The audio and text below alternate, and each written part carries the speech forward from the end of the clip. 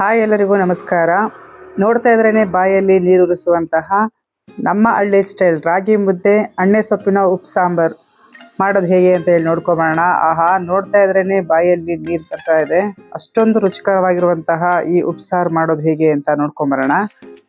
ಅದರಲ್ಲೂ ಈ ಅವರೆಕಾಳು ಸೀಸನ್ ಅಂತೂ ವಾವ್, ಸೊಪ್ಪಿಗೆ ಹಾಕೊಂಡು ಮಾಡಿ ತಿಂತಾ ಇದ್ರೆ ಆಹಾ ತುಂಬ ರುಚಿಕರವಾಗಿರುತ್ತೆ. ನೋಡಿ, ಇದು ಅಣ್ಣೆ ಸೊಪ್ಪು, ಊರಿಂದ ತಂದಿರುವಂತಹ ಸೊಪ್ಪು. ಮಾರ್ಕೆಟಲ್ಲಿ ಸಿಗುವಂತಹ ಸೊಪ್ಪು ತುಂಬ ದೊಡ್ಡ ಕಟ್ಟಿರುತ್ತೆ, ಅದು ಟೇಸ್ಟ್ ಚೆನ್ನಾಗಿರೋದಿಲ್ಲ. ನೋಡಿ, ಇದನ್ನು ತೊಗೊಂಬಂದು ಹೂವೆಲ್ಲ ತೆಗೆದು ನೀಟಾಗಿ ಸೋಸಿ ಇಟ್ಕೊಂಡಿದ್ದೀನಿ. ಒಂದು 2 ಹಿಡಿಯಷ್ಟು ಸೊಪ್ಪನ್ನ ನಾನು ತೊಗೊಂಡಿದ್ದೀನಿ. ಈ ಸೊಪ್ಪೆಲ್ಲ ಕೆಲವೊಂದು ಸೀಸನಲ್ಲಿ ಮಾತ್ರ ಸಿಗುವಂತಹ ಸೊಪ್ಪಿದು. ಈ ಕಾರ್ತಿಕ್ ಮಾಸದಲ್ಲಂತೂ ಟೇಸ್ಟ್ ತುಂಬಾ ಚೆನ್ನಾಗಿರುತ್ತೆ. ಸೊಪ್ಪಿನ ಜೊತೆಗೆ ಹಸಿ ಕಾಳು ಒಂದು ಬಟ್ಲಷ್ಟು ತೊಗೊಂಡಿದ್ದೀನಿ. ಹಾಗೆ ಸೊಪ್ಪಿನ ಖಾರದ ಪುಡಿ ಒಂದು 2 ಚಮಚದಷ್ಟು ತೊಗೊಂಡಿದ್ದೀನಿ. ರುಚಿಗೆ ತಕ್ಕಷ್ಟು ಉಪ್ಪು ತೊಗೊಂಡಿದ್ದೀನಿ.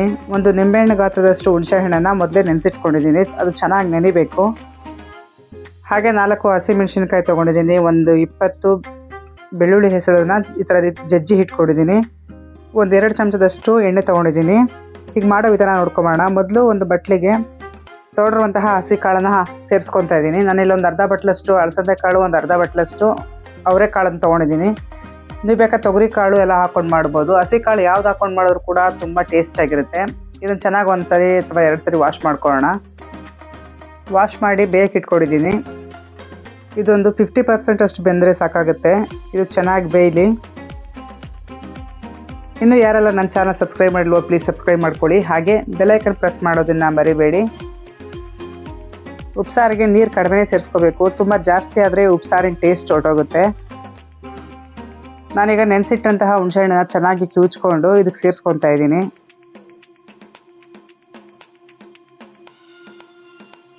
ನೀಟಾಗಿ ಸಿಪ್ಪೆ ಎಲ್ಲ ತೆಗೆದು ಸೇರಿಸ್ಕೋಬೇಕು. ಇದು ಚೆನ್ನಾಗಿ ಇನ್ನೊಂದು ಕುದಿಬೇಕಿದು.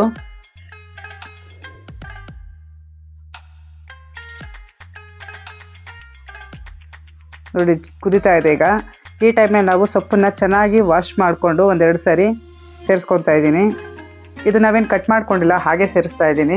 ಸೊಪ್ಪಿನ ಜೊತೆಗೆ ರುಚಿಗೆ ತಕ್ಕಷ್ಟು ಉಪ್ಪನ್ನು ಸಹ ಸೇರಿಸ್ಕೊತಾ ಇದ್ದೀನಿ. ಸೊಪ್ಪು ನೋಡಿ ಪಾತ್ರೆಗಿಂತ ಮೇಲಿದೆ. ಹಾಗೆ ನೋಡ್ತಾ ಇರಿ, ಇದು ಬೆಂದ ಮೇಲೆ ಎಷ್ಟಾಗುತ್ತೆ ಅಂತ ನಿಮಗೆ ಆಶ್ಚರ್ಯ ಆಗುತ್ತೆ.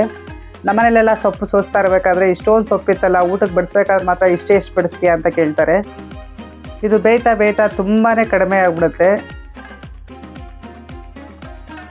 ನೋಡಿ, ಈಗ ಒಂದು 5 ನಿಮಿಷಕ್ಕೇನೆ ಪಾತ್ರೆ ತುಂಬ ಇದ್ದಂತಹ ಸೊಪ್ಪು ಅರ್ಧ ಪಾತ್ರೆಗೆ ಆಗಿದೆ. ಇದು ಬೇಗ ಬೆಂದ್ಕೊಂಡ್ಬಿಡುತ್ತೆ. ನೋಡಿ, ಈಗ ಬೆಂದಿದೆ. ಈ ಥರ ಬೇಯ್ತಾ ಇರೋ ಟೈಮ್ನಲ್ಲಿ ಒಂದು 4 ಹಸಿಮೆಣಸಿನ್ಕಾಯಿ ಸೇರಿಸ್ಕೊತಾ ಇದ್ದೀನಿ. ಉಪ್ಸಾರಿಗೆ ಇದು ಒಳ್ಳೆ ಟೇಸ್ಟ್ ಕೊಡುತ್ತೆ. ಈ ರೀತಿ ಹುಣಸೆಹಣ್ಣು ಹಾಕಿ ಬೇಯಿಸಿ ಮಾಡೋದ್ರಿಂದ ಟೇಸ್ಟ್ ತುಂಬ ಚೆನ್ನಾಗಿರುತ್ತೆ. ಅಲ್ಲದೆ ಈ ನೀರಿಗೆ ಹಸಿಮೆಣಸಿನ್ಕಾಯಿ ತುಂಬ ಚೆನ್ನಾಗಿ ಹೊಂದ್ಕೊಳ್ಳುತ್ತೆ. ಹಸಿಮೆಣಸಿನ್ಕಾಯಿ ಖಾರ ತುಂಬ ಚೆನ್ನಾಗಿ ಹೊಂದ್ಕೊಳ್ಳುತ್ತೆ. ನೀವು ಒಂದ್ಸರಿ ಈ ರೆಸಿಪಿನ ಟ್ರೈ ಮಾಡಿ, ಹೇಗೆ ಬಂತು ಅಂತ ಹೇಳಿ ಕಮೆಂಟ್ ಮೂಲಕ ತಿಳಿಸಿ.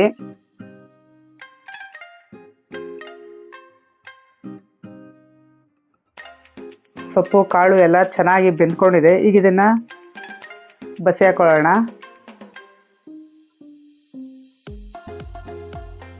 ಇದು ಸ್ವಲ್ಪ ತಣ್ಣಗಾಗಬೇಕು. ಹಂಗಂತ ಹೇಳಿ ತುಂಬ ಜಾಸ್ತಿ ತಣ್ಣಗಾಗಿ ಬಿಡಬಾರ್ದು. ಸ್ವಲ್ಪ ತಣ್ಣಗಾದ್ರೆ ಸಾಕಾಗುತ್ತೆ. ನಮ್ಮ ಕೈ ಮುಟ್ಟೋಷ್ಟು ಆದರೆ ಸಾಕು. ನೋಡಿ, ಇದನ್ನು ಸೌಟಿನಿಂದ ಸ್ವಲ್ಪ ಚೆನ್ನಾಗಿ ಈ ಥರ ಒತ್ತಿ ನೀರಿನೆಲ್ಲ ಎಕ್ಸ್ಟ್ರಾ ನೀರಿನೆಲ್ಲ ಹೀಗೆ ತೆಗೆದುಬಿಡಬೇಕು. ಹೀಗೆ ತೆಗೆದ್ಮೇಲೆ ಸೊಪ್ಪನ್ನು ಒಂದ್ಸರಿ ಹೀಗೆ ಮಿಕ್ಸ್ ಮಾಡಿಕೊಂಡು, ಈಗ ಹುಚ್ಚೆಳ್ಳು ಪುಡಿ ಇದೆಯಲ್ಲ, ಒಂದು 2 ಚಮಚದಷ್ಟು ಹುಚ್ಚೆಳ್ಳು ಪುಡಿ ತೊಗೊಂಡಿದ್ದೀನಿ. ಅವರ ಖಾರಕ್ಕೆ ಅನುಗುಣವಾಗಿ ಹುಚ್ಚೆಳ್ಳು ಪುಡಿನ ಸೇರಿಸ್ಕೋಬೋದು. ನಮ್ಮ ಪುಡಿ ಸ್ವಲ್ಪ ಖಾರ ಇರೋದ್ರಿಂದ ಒಂದು 2 ಚಮಚದಷ್ಟು ಸೇರಿಸ್ಕೊಂಡಿದ್ದೀನಿ. ಹುಚ್ಚೆಳ್ಳು ಪುಡಿ ರೆಸಿಪಿ ಬೇಕಾದರೆ ನಮ್ಮ ಚಾನಲಲ್ಲಿದೆ, ನೋಡಿ ಚೆಕ್ ಮಾಡ್ಕೊಳ್ಳಿ. ಅಣ್ಣೆ ಸೊಪ್ಪನ್ನ ಯಾವಾಗ ನೋಡಿ ಈ ರೀತಿಯೇ ಕೈಯಲ್ಲಿ ಈ ಥರ ಪ್ರೆಸ್ ಮಾಡ್ತಾ ಮಿಕ್ಸ್ ಮಾಡ್ಕೋಬೇಕು. ನಾವಿಲ್ಲಿ ಚಾಕುವಿನ ಕಟ್ ಮಾಡೋದಿಲ್ಲ. ಈ ಸೊಪ್ಪನ್ನು ನಾವು ಹೀಗೇ ಬಳಸೋದು.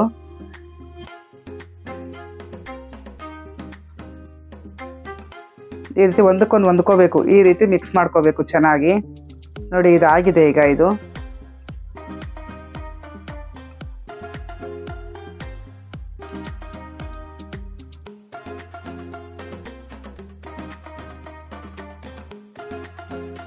ಈಗ ಇದಕ್ಕೆ ಒಗ್ಗರಣೆ ಕೊಟ್ಕೊಳ್ಳೋಣ. ಒಗ್ಗರಣೆಗೋಸ್ಕರ ಒಂದು ಪಾತ್ರೆನ ಬಿಸಿಗೆ ಇಟ್ಕೊಂಡಿದ್ದೀನಿ. ಅದಕ್ಕೆ ಒಂದು 2 ಚಮಚದಷ್ಟು ಎಣ್ಣೆ ಹಾಕ್ಕೊಂಡಿದ್ದೀನಿ.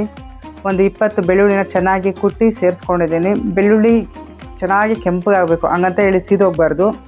ಸಿಮ್ಮಲ್ಲಿ ಇಟ್ಕೊಂಡು ಚೆನ್ನಾಗಿ ಕೆಂಪಗೆ ರೀತಿ ಫ್ರೈ ಮಾಡಿಕೊಂಡ್ರೆ ತಿನ್ನಬೇಕಾದ್ರೆ ತುಂಬ ಚೆನ್ನಾಗಿರುತ್ತೆ. ಸಿಗ್ತಾ ಇದ್ರೆ ಮಧ್ಯ ಈಗ ಸೊಪ್ಪನ್ನು ಹಾಕ್ಕೊಂಡು ಚೆನ್ನಾಗಿ ಒಂದೆರಡು ಸರಿ ಮಿಕ್ಸ್ ಮಾಡ್ಕೊಳ್ಳೋಣ.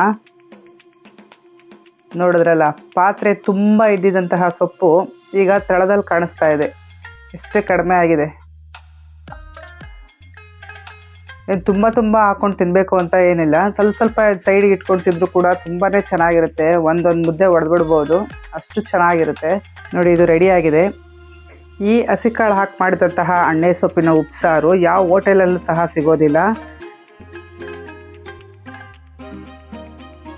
ಮನೆಯಲ್ಲೇ ತಯಾರು ಮಾಡಿಕೊಂಡ್ರೆ ರುಚಿ ಡಬಲ್ ಆಗುತ್ತೆ. ಬೇಯಿಸಿಟ್ಟಂತಹ 4 ಹಸಿಮೆಣಸಿನ್ಕಾಯಿನ ಕುಟಾಣಿಗೆ ಸೇರಿಸ್ಕೊಂಡಿದ್ದೀನಿ. ಹಾಗೆ ಒಂದು 4 ಬೆಳ್ಳುಳ್ಳಿ, ಸ್ವಲ್ಪ ಕೊತ್ತಂಬರಿ ಸೊಪ್ಪನ್ನು ಸೇರಿಸ್ಕೊಂಡು ಚೆನ್ನಾಗಿ ಕುಟ್ತಾ ಇದ್ದೀನಿ. ಇರಬೇಕಾದ್ರೇ ಆಹಾ ಎಂಥ ಪರಿಮಳ ಬರ್ತಾ ಇದೆ ಗೊತ್ತಾ, ಘಮ್ ಅಂತ ಬರ್ತಾ ಇದೆ. ಈ ಕುಟ್ಟಿದಂತಹ ಮಿಶ್ರಣನೆಲ್ಲ ಉಪ್ಸಾರು ನೀರಿಗೆ ಸೇರಿಸ್ಕೊತಾ ಇದ್ದೀನಿ. ಹಸಿಮೆಣಸಿನ್ಕಾಯಿ, ಸೊಪ್ಪು, ಹಣ್ಣು, ಬೆಳ್ಳುಳ್ಳಿ, ಕೊತ್ತಂಬರಿ ಸೊಪ್ಪು ಎಲ್ಲ ಒಟ್ಟುಗೂಡಿ ಘಮ್ ಅಂತ ಸುವಾಸನೆ ಬರ್ತಾ ಇದೆ. ಹಳ್ಳಿಯ ಸೊಗಡಿನ ಸ್ಮೆಲ್ಲು. ಮುದ್ದೆ ಜೊತೆ ಉಪ್ಸಾರು ಪಲ್ಯ, ಒಳ್ಳೆ ಸೂಪರ್ ಕಾಂಬಿನೇಷನ್. ರೆಸಿಪಿ ನಿಮಗೆಲ್ಲ ಇಷ್ಟ ಆಗಿದೆ ಅಂತ ಭಾವಿಸ್ತೀನಿ. ಇಷ್ಟ ಆಗಿದ್ರೆ ಲೈಕ್ ಮಾಡಿ, ಶೇರ್ ಮಾಡಿ, ಹಾಗೆ ಚಾನಲ್ನ ಸಬ್ಸ್ಕ್ರೈಬ್ ಮಾಡೋದನ್ನು ಮರಿಬೇಡಿ. ಉಪ್ಸಾರನ್ನು ಬಟ್ಲೆಲ್ಲ ಇಟ್ಕೊತಿದ್ರೆ ಮಜಾ ಇರಲ್ಲ. ತಟ್ಟೆ ಹಿಂಗೆ ಹಾಕ್ಕೊಂಡು ಮುದ್ದೆ ಮುರಿದು ಉಪ್ಸಾರಲ್ಲಿ ಮುಳುಗಿಸಿ ತಿಂತಾ ಇದ್ರೆ ಆಹಾ. Thanks for watching.